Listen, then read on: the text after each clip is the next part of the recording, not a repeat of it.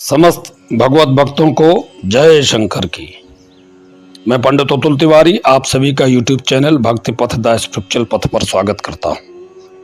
अब आगे की कथा में यहाँ पर वर्णन आता है कि नारद जी ने कहा, विधाता महाप्राज्ञ, आप शिव तत्व का साक्षात्कार कराने वाले हैं। आपने यह बड़ी अद्भुत एवं रमणीय शिव लीला सुनाई है। अब एक कथा सुनाइए कि वीरभद्र जब दक्ष के यज्ञ का विनाश करके कैलाश पर्वत पर चले गए तब क्या हुआ।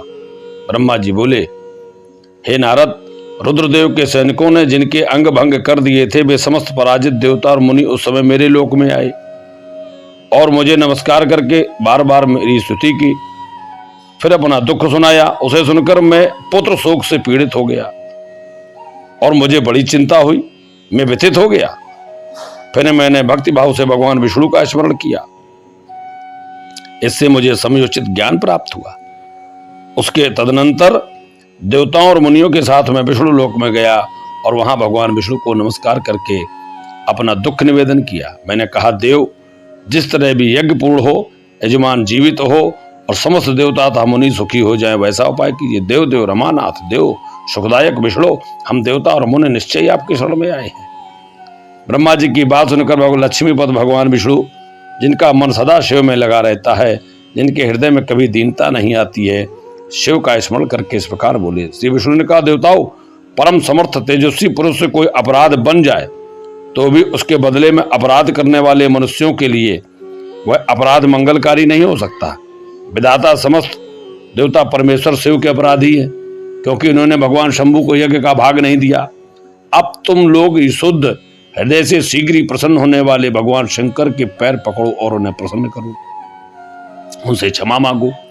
जिन भगवान के कुपित होने पर यह सारा जगत नष्ट हो जाता है तथा जिनके शासन से लोकपालों सहित यज्ञ का जीवन शीघ्र ही समाप्त हो जाता है, वे भगवान महादेव इस समय अपनी प्राण बल्लभा सती से बिछुड़ गए हैं तथा अत्यंत दुरात्मा दक्ष ने अपने दुर्वचन रूपी बाणों से उनके हृदय को पहले से घायल कर दिया है। अतः तुम लोग शीघ्र ही जाकर उनसे क्षमा मांगो। उन्हें शांत करने वाला यही एक उपाय है। मैं समझता हूं ऐसा करने से भगवान शंकर को संतोष होगा। ब्रह्मन, मैं भी तुम सभी लोगों के साथ चलूंगा और उनसे क्षमा मांगूंगा। देवता आदि मुझ ब्रह्मा को इस प्रकार आदेश देकर श्रीहरि ने देवगणों के साथ कैलाश पर्वत पर जाने का विचार किया। तदनंतर देवता मुनि और प्रजापति, जिनके स्वरूप ही हैं, वे श्रीहरि उन सबको साथ ले अपने बैकुंठ धाम से भगवान शिव के शुभ निवास गृह श्रेष्ठ कैलाश को गए। कैलाश भगवान शिव को सदा ही अत्यंत प्रिय है। मनुष्यों से भिन्न किन्नर, अप्सराएं, योग सिद्ध महात्मा पुरुष उनका बलि भाव सेवन करते हैं। वह पर्वत बहुत ही ऊंचा है। उसके निकट रुद्रदेव के मित्र कुबेर की अलका नामक महादिव्य रमणी पुरी है, जिसे सब देवताओं ने देखा। उस पुरी के पास ही सौगंधित वन भी देवताओं की दृष्टि में आया। अब यहाँ पर बड़ा सुंदर लगता है, भगवान शंकर ने कुबेर भगवान को अपने बगल में ही निवास इसीलिए दिया है कि जो लोग भगवान से मांगते हैं तभी तो भगवान शंकर जितना मांगो उससे अधिक देते हैं। यह इसी कारण से है कि ये कुबेर को ही बगल में बैठा लिया है। उस पुरी के पास ही सौगंधित वन भी देवताओं की दृष्टि में आया, जो सब प्रकार से वृक्षों से हरा भरा था। दर्शन मात्र से जो सब प्राणियों के पापों को हर लेती है, उनके बाहरी योग में नंदा और अलकनंदा, ये दो अत्यंत पावन सरताएं बह रही हैं। यक्षराज कुबेर की अलकापुरी और उस सौगंधित वन को पीछे छोड़कर आगे बढ़ते हुए देवताओं ने थोड़ी दूर पर शंकर जी के बड़ वृक्ष को देखा। देखिए, ये बड़ा सुंदर कैलाश का वर्णन किया गया है, आप लोग ध्यान से सुने। उसने चारों ओर अपनी अविचल छाया फैला रखी थी। वह वृक्ष 100 योजन ऊंचा था और उसकी शाखाएं 75 योजन तक फैली हुई थी। उस पर कोई घोंसला नहीं था और ग्रीष्म का ताप तो उससे सदा ही दूर रहता था। बड़े पुण्यात्मा पुरुषों को ही उसका दर्शन हो सकता है। वह परम रमणीय और अत्यंत पावन है। वह दिव्य वृक्ष भगवान शंभु का योग स्थल है, योगियों के द्वारा सेव्य और परम उत्तम है। मुमुक्षुओं के आश्रयभूत उस महायोगमय वटवृक्ष के नीचे विष्णु आदि सब देवताओं ने भगवान शंकर को विराजमान देखा। मेरे पुत्र महासिद्ध सनकादि, जो सदा शिव भक्त में तत्पर रहने वाले और शांत हैं, बड़ी प्रसन्नता के साथ उनकी सेवा में बैठे थे। सनक सनंदन सनातन सनत कुमार, भगवान शिव का श्री विग्रह परम शांत दिखाई देता था।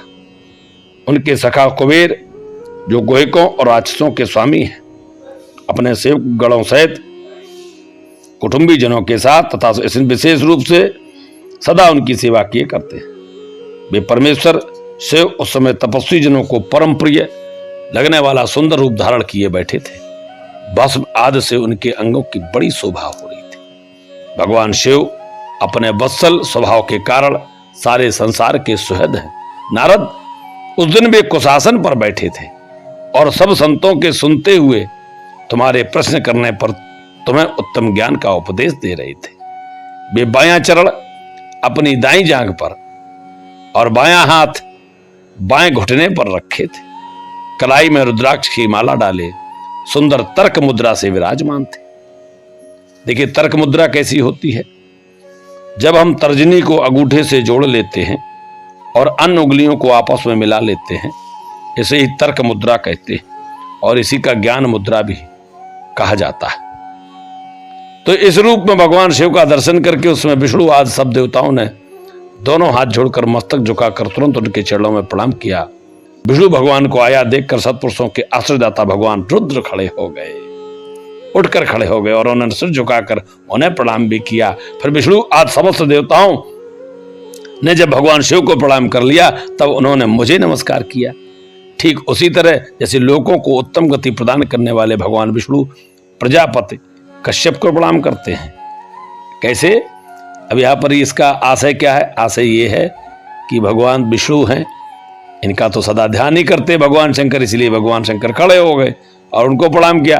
फिर ब्रह्मा जी को प्रणाम किया, क्योंकि ब्रह्मा जी अगर देखा जाए तो लौकिक दृष्टि से भगवान शंकर के पिता हैं, इसलिए उनको प्रणाम किया। यही यहाँ पर उदाहरण दिया गया कि वैसे जैसे लोगों को उत्तम गति प्रदान करने वाले भगवान विष्णु, अब भगवान विष्णु तो समस्त जगत के स्वामी हैं, परंतु लौकिक रूप से वे प्रजापति कश्यप के पुत्र हैं, है ना। माता आदित्य से उनके गर्भ से उनका जन्म हुआ है। क्यों? 12 आदित्यों में भगवान विष्णु भी तो आते हैं। ऐसे ही तो ये विष्णु प्रजापति कश्यप को प्रणाम करते हैं उन्हें पिता समझकर।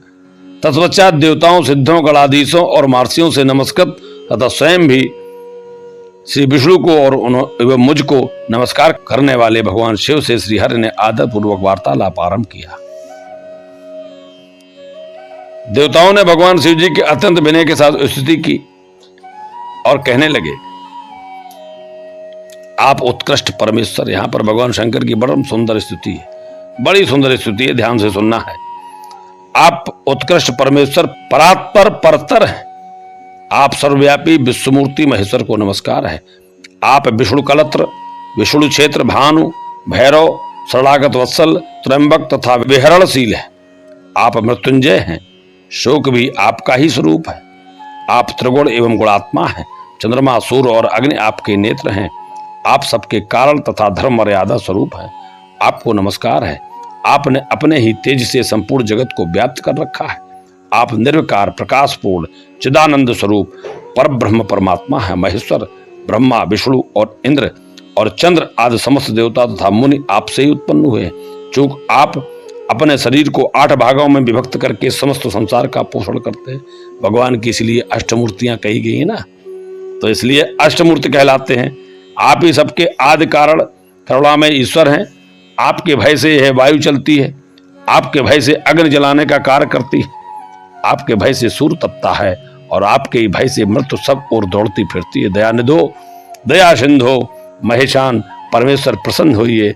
हम नष्ट और अचेत हो रहे हैं, अतः सदा ही हमारी रक्षा कीजिए, रक्षा कीजिए। नाथ करुणानिधि शंभो, आपने अब तक नाना प्रकार की आपत्तियों से जिस तरह हमें सदा सुरक्षित कर रखा है, उसी तरह आज भी आप हमारी रक्षा कीजिए। नाथ दुर्गेश, यथाशीघ्र कृपा करके इस अपूर्ण यज्ञ का और प्रजापति दक्ष का भी उद्धार कीजिए। भग को अपनी आंखें मिल जाएं प्रभो, यजमान दक्ष जीवित हो जाएं, पुखा ऋषि के दांत जो तोड़ दिए हैं वीरभद्र ने वे जम जाएं और भृगु ऋषि की दाढ़ी मूछ पहले जैसी हो जाए जो उन्होंने उखाड़ ली है। प्रभु शंकर, आयुधों और पत्थरों की वर्षा से जिनके अंग भंग हो गए हैं, उन देवता आदि पर आप सर्वथा अनुग्रह करें, जिससे उन्हें पूर्णता आरोग्य लाभ हो जाए। प्रभु नाथ, यज्ञ कर्म पूर्ण होने पर जो कुछ शेष रहे वह सब आपका पूरा पूरा भाग हो। क्या बात है। इसीलिए कहा गया है जब यज्ञ होता, हवन होता ना, तो उसमें जो शेष रहता सब रुद्रदेव का भाग होता है। और इसके बारे में बड़ी सुंदर कथा, एक नाभाग राजा थे, उनकी सुंदर कथा इसी से वह संबंध रखती है, भगवान के यज्ञ के भाग से। कभी आएगा तो नाभाग राजा की कथा सुनाएंगे। कहते हैं देवता लोग, वह सब आपका पूरा पूरा भाग हो, जो यज्ञ कर्म पूर्ण होने पर जो कुछ शेष रहे उसमें और कोई हस्तक्षेप न करे। रुद्रदेव आपके भाग से यज्ञ पूर्ण हो, अन्यथा नहीं। ऐसा कहकर मुझ ब्रह्मा के साथ सभी देवता अपराध क्षमा कराने के लिए उद्यत हो हाथ जोड़े भूमि पर दंड के समान पड़ गए।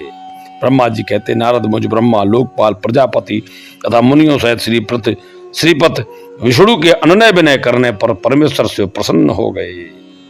देवताओं को आश्वासन दे हंसकर उन पर परम अनुग्रह करते हुए करुणानिधान परमेश्वर शंकर जी ने कहा। श्री महादेव जी बोले, सर्वश्रेष्ठ ब्रह्मा और विष्णुदेव, आप दोनों सावधान होकर मेरी बात सुने। मैं सच्ची बात कहता हूं तात, आप दोनों की सभी बातों को मैंने सदा माना है। दक्ष के यज्ञ का यह विध्वंस मैंने नहीं किया है। दक्ष स्वयं ही दूसरों से द्वेष करते हैं। दूसरों के प्रति जैसा बर्ताव किया जाएगा वह अपने लिए फलित होगा।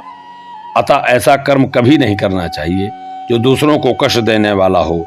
परम देष्टि परेशाम यदा मनस्त्र भविष्यति परमेशाम क्लेदनम कर्म न कार्यम तदात कदाचना। तो यहां पर यही कह रहे हैं भगवान शंकर, जो अपने को अच्छा ना लगे वह कार्य कभी करना नहीं चाहिए। यहां पर जो भगवान शंकर ने कहा कि दूसरों के प्रति जैसा बर्ताव किया जाएगा वह अपने लिए ही फलित होगा, अतः ऐसा कर्म कभी नहीं करना चाहिए जो दूसरों को कष्ट देने वाला हो। इसका एक और अर्थ वही है कि कर्म प्रधान विश्व कर राखा, जो जस करे सो तस फल चाखा, कर्मण्येवाधिकार अस्ति है। इस प्रकार से कर्म के अधीन ही सारी सृष्टि है, इसीलिए हमें कर्म करना चाहिए, पर अच्छे कर्म। क्यों? अच्छे कर्म का ही फल अच्छा मिलता है और बुरे कर्म का फल बुरा मिलता है। यह यहाँ पर वर्णन किया गया। दक्ष का मस्तक जल गया है, इसलिए इसके सिर के स्थान में बकरे का सिर जोड़ दिया जाए, भगवान शंकर ने कहा। ठीक है। भग देवता मित्र की आंख से अपने यज्ञ भाग को देखे, अर्थात उनकी आंखें तो नष्ट हो गई, पर एक और देवता है जिनका नाम है मित्र। तो वो कह रहे हैं मित्र देवता की आंखों से ही अब देखेंगे। ऐसा नहीं है, देखेंगे पर दूसरे की आंखों से, अपनी आंखों से नहीं। जैसे धृतराष्ट्र ने संजय के द्वारा सुना था, एक तरीके से यह भी उनकी आंखों के द्वारा देखना हो गया, पर ये डायरेक्ट देखेंगे। तात पूखा नामक देवता जिनके दांत टूट गए हैं, यजमान के दांतों से भली भांति पिसे गए ज्ञान का भक्षण करें। अर्थात जो पूखा ऋषि हैं, जब यजमान भोजन करेगा तो जिस अन्न को यजमान खाएगा वह पूखा ऋषि को मिलेगा, क्योंकि उनके तो दांत नहीं है। भगवान शंकर कहते हैं, यह मैंने सच्ची बात बताई है। मेरा विरोध करने वाले भृगु की दाढ़ी के स्थान में बकरे की दाढ़ी लगा दी जाए। से सभी देवताओं के जिन्होंने मुझे यज्ञ भाग के रूप में यज्ञ की अवशिष्ट वस्तुएं दी हैं, सारे अंग पहले की भांति ठीक हो जाएं। देखिए, भगवान शंकर ने देवताओं के अंग ठीक कर दिए, परंतु जो ऋषि लोग थे, जो मुख्य थे, मुख्यों को दान दिया है पर बिल्कुल ठीक नहीं किया है। अब जैसे उनकी दाढ़ी में बकरे की दाढ़ी जोड़ दी है, उनसे कहा आप मित्र के आंखों से देखेंगे, और उनसे कहा जो भूखा थे उनका कहा यजमान के दांतों से पिसे हुए अन्न को आप खाएंगे। तो ये है कि इसमें भी अपराध का है, जिसने बड़ा अपराध किया है तो उसको अपराध का दंड वैसे ही मिलता है। ये देवता लोग पीछे पीछे थे तो इनको सबको अभय दान मिल गया। अर्धर्य याद याज्ञिकों में से जिनकी भुजाएं टूट गई हैं, वे अश्विनी कुमारों की भुजाओं से, और जिनके हाथ नष्ट हो गए हैं वे पूखा के हाथों से अपना काम चलाएं। ये मैंने आप लोगों के प्रेम बस कहा है। भगवान शंकर ने कहा आप लोगों ने विनय की, मैं आपसे प्रेम करता हूं, इसलिए मैंने ये उपाय कर दिया है। ब्रह्मा जी कहते हैं, नारद ऐसा कहकर वेद का अनुसरण करने वाले सुर सम्राट चराचर पति दयालु परमेश्वर महादेव जी चुप हो गए। भगवान शंकर का यह भाषण सुनकर श्री विष्णु और ब्रह्मा सहित संपूर्ण देवता संतुष्ट होने तत्काल साधुवाद देने लगे। तदनंतर भगवान शंभु को आमंत्रित करके मुझ ब्रह्मा और देवर्षियों के साथ भगवान विष्णु अत्यंत हर्षपूर्वक पुनः दक्ष की यज्ञशाला में चले गए। इस प्रकार उनकी प्रार्थना से भगवान शंभु विष्णु आदि देवताओं के साथ कनकल, जो आजकल हरिद्वार में है, यहाँ पर स्थित प्रजापति दक्ष की यज्ञशाला में पधारे हैं। और भगवान शंकर पधारे, विष्णु पधारते, ब्रह्मा पधारे और समस्त देवता पधारे हैं। और अगली कथा में अब यहाँ पर दक्ष का सिर जोड़ा जाएगा और दक्ष यज्ञ कैसे पुनः अपने पूर्ण स्वरूप को प्राप्त करेगा, इसकी कथा हम यहाँ से सुनाएंगे। तब तक के लिए हर हर महादेव।